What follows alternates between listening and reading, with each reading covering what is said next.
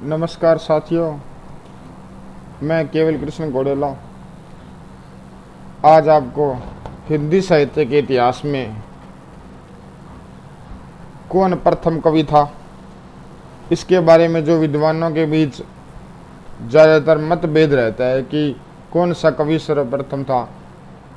अलग अलग विद्वानों के अनुसार अलग अलग विद्वानों ने अलग अलग कवियों को माना है कि ये प्रथम था। तो हिंदी में प्रथम कवि का जो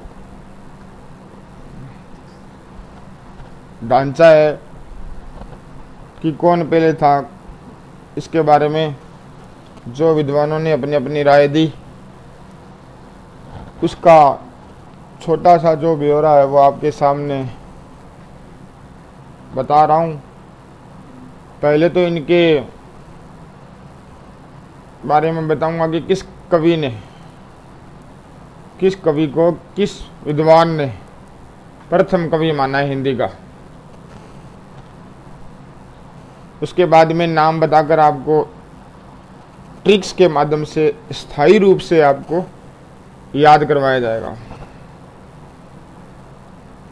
तो सबसे पहले देखिएगा, ये कवि का नाम है स्वयंभू।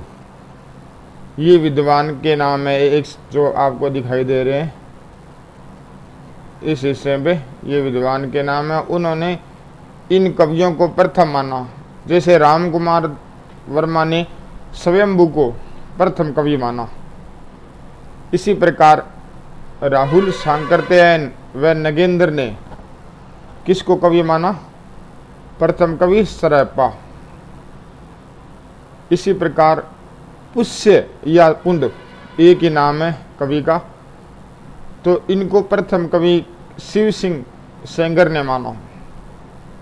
राजा मुंज को प्रथम कवि मानने वालों में दो नाम आते हैं, चंद्रधर शर्मा गुलेरी और शुक्ल।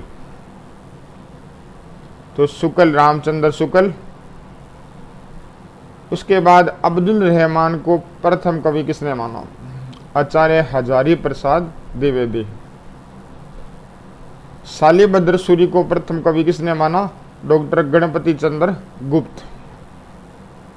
और विद्यापति को डॉक्टर बच्चन सिंह ने प्रथम कवि हिंदी का जो माना।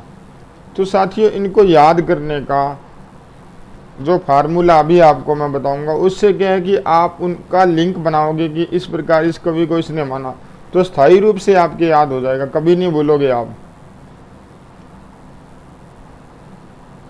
तो सबसे पहले देखो कि राम कुमार वर्मा, इन्होंने स्वयंभू को माना प्रथम कवि। तो इसको किस तरह याद करेंगे? जो पहली ट्रिक है कि राम ने कहा कि मैं स्वयं राम हूं। राम ने क्या कहा कि मैं स्वयं का मतलब खुद, अपने आप के लिए कह रहे हैं कि मैं स्वयं राम हूं। तो स्वयं से स्वयंभू बन जाएगा और राम से राम कुमार वर्मा। ठीक है साथियों, इस प्रकार इसको लिंक बना के इस प्रकार स्थायी याद कर लेंगे। इसी प्रकार जो राहुल सांकृत्यायन व नगेंद्र ने सरैपा को माना प्रथम कवि। तो किसने माना सरैपा को? राहुल सांकृत्यायन और नगेंद्र ने। तो इसके लिए क्या ट्रिक अपनाएंगे? राहुल ने नगेंद्र को कहा कि तुम नंगे हो, लोग तुम पर सरे राह हंसते हैं। सरे राह का मतलब हर रास्ते पर, राह में हर राह का मतलब हर रास्ते में, सरे राह का मतलब हर रास्ते पर। तो राहुल ने मजाक किया नगेंद्र से कि तुम नंगे हो। नंगे से क्या बनेगा? नगेंद्र। और सरे राह का मतलब बनेगा सरैपा। इससे अपने याद रखेंगे सरैपा। और राहुल से राहुल हुआ।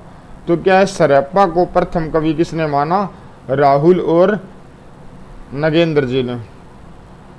इसी प्रकार पुष्य या पुंड, ये कवि जो हिंदी के प्रथम कवि माना, किसने माना? शिव सिंह सेंगर ने।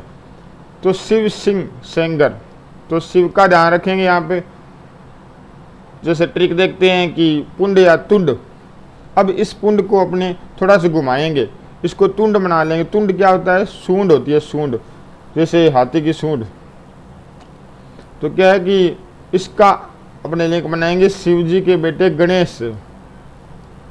तो गणेश जी की सूंड या तुंड से इसका लिंक बनाएंगे। तो अपने को याद रखना होगा पुंड या तुंड, मतलब ऐसे पुंड या तुंड एक जैसे से नाम है तो शिव, तो इस शिव को ध्यान रखेंगे, इस शिव जी का बेटा था उसके संदर्भ में है।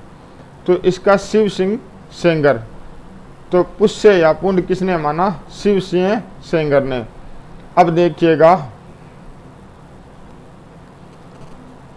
कि राजा मुंज को चंद्रधर शर्मा गुलेरी और शुक्ल ने प्रथम हिंदी कवि माना। इसके बारे में क्या ट्रिक है? नंबर 4, राजा मुंज की शकल पर गुलाल लगाओ। शकल का मतलब क्या होता है? चेहरा होता है, जैसे मुंह पर गुलाल लगाओ या शकल पर, शकल का मतलब चेहरा। तो राजा मुंज है जो, उसकी शकल पर गुलाल लगाओ। तो अब इसको कैसे याद करेंगे? राजा मुंज तो राजा मुंज है ही, प्रथम कवि मान रखा है, शकल से शुक्ल बन जाएगा और गुलाल से गुलेरी बन जाएगा। ठीक है। इसके बाद में 5 नंबर, अब्दुल रहमान को किसने माना? प्रथम कवि हजारी प्रसाद द्विवेदी ने। देखिएगा, इसी को याद कर लेंगे। अब्दुल ने कहा कि मैं हज पर जाऊंगा। अब्दुल ने क्या कहा? कि मैं हज पर जाऊंगा। तो अब्दुल रहमान, अब्दुल से और हज से बनेगा हजारी प्रसाद द्विवेदी। हजारी प्रसाद द्विवेदी ने किसको माना प्रथम कवि? अब्दुल रहमान को। इसी प्रकार 6 नंबर पर शालिभद्र सूरी को किसने माना? गणपति चंद्र गुप्त ने माना। तो इसकी ट्रिक ये है कि अब इसमें आप 2 शब्द निकाल लीजिए, शाली और पति। अब लगभग सभी जानते हो कि शाली और पति, पति और शाली, इसका लिंक बना कर रखो, आपको प्रथम कवि याद हो जाएगा कि शाली को किसने माना? पति ने। तो पति से विद्यापति और शाली से शालिभद्र सूरी। अब देखो, विद्यापति को किसने माना? डॉक्टर बच्चन सिंह ने। डॉक्टर बच्चन सिंह ने विद्यापति को प्रथम कवि माना। इसको याद करेंगे। विद्या को मत बेचो, विद्या का मतलब विद्यापति को मत बेचो, बेचो से बच्चन सिंह की विद्या है, जो अपनी जो पढ़ते हैं अध्ययन करते हैं वो विद्या है, उसको बेचो मत, किसी ने कहा है। तो इस बात का ध्यान रखो, विद्या से विद्यापति और बेचो से बच्चन सिंह। तो साथियों, ऐसी ट्रिक्स के माध्यम से अपने स्थायी रूप से ये चीजें याद रख सकते हैं। और वैसे अपन याद करेंगे तो 10-15 दिन अपनी स्मृति में रहेगा, उसके बाद हम भूल जाएंगे। तो हमें स्थायी रूप से याद करने के लिए इन कुछ ऐसी ट्रिक्स है, कुछ ऐसे फार्मूले है, उनके हिसाब से इसको कभी भी स्थायी रूप से याद रखा जा सकता है। तो साथियों, मेरे YouTube चैनल पर ऐसे आपको ट्रिक्स के माध्यम से बहुत सारे वीडियो मिलेंगे, उन्हें आप 2-4 बार देखिएगा और याद कर लीजिएगा। तो मेरा जो YouTube चैनल है, YouTube पर जाकर आप, मेरा नाम है, अंग्रेजी में टाइप करो और हिंदी ट्रिक्स साथ में सर्च करोगे तो आ जाएगा मेरा चैनल। उसे सब्सक्राइब कर लें ताकि आने वाली कोई भी ट्रिक हो आपको उसकी सूचना मिल सके। धन्यवाद साथियों।